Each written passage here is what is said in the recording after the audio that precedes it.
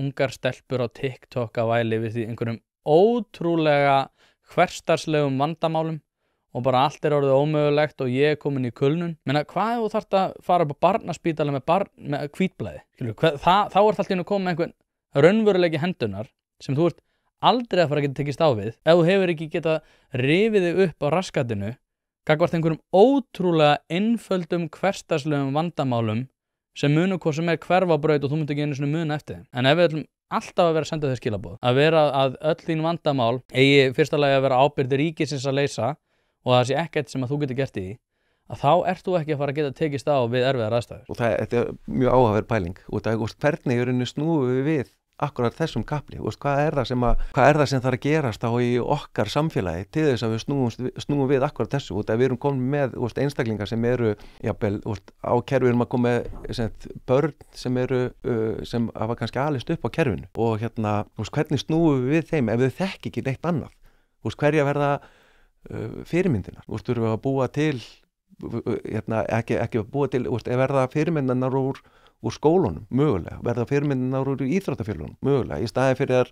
ef ég horfi bara tilbaka og ef ég hefði átt að taka föður minn sem fyrirmynd, þá hefði ég bara endað á sama stað og hann er á frábærum stað í dag, ekki miskilja hann er frábær einstaklingur eftir að hann hætti þessari fík og en þetta er alveg að finna sér fyrirmynd í lífinu, ég held að það sé líka svolítið pæling.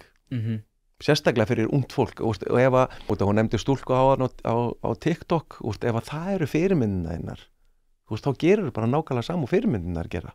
Þú sér þær á TikTok og þá heldur að það sé bara rétta leiðin. Væla á TikTok.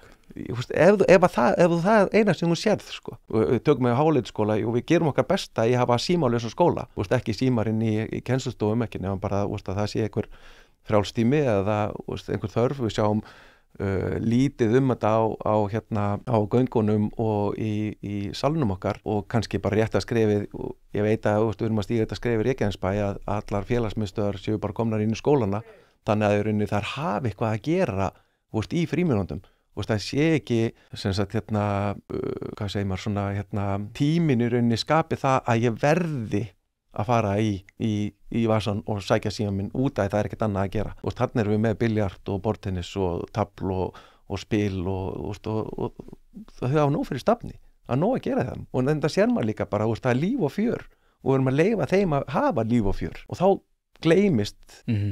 Þannig að þetta er svona viðhorf og nálgun okkar á þessari kynslóð sem er að alast upp núna.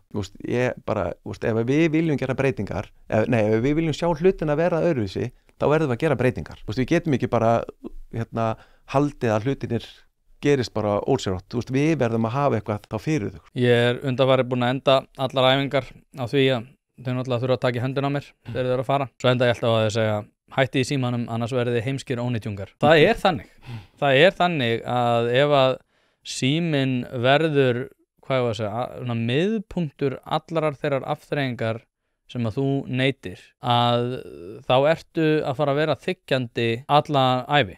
Því að þú ert með símann fyrir framæg og þá ertu að þiggja allan daginn. Það mun leiða til þess að þessi viðhorf þín gagnvart eins og ríkisafskiptum og annað verður bara, ég á engin vandamál, öll vandamál eru öðrum að kenna í fyrsta lagi og annar að leysa. Það er aldrei að fara að gefa af sér gott samfélag. Nei, ég get alveg tekið undir það. Þakka þér kærlega fyrir að hlusta á þennan stutta bút. Þú getur nálgast þennan þátt og allt efni hlaðvarpsins Ein pæling á pardus.is/ein pæling.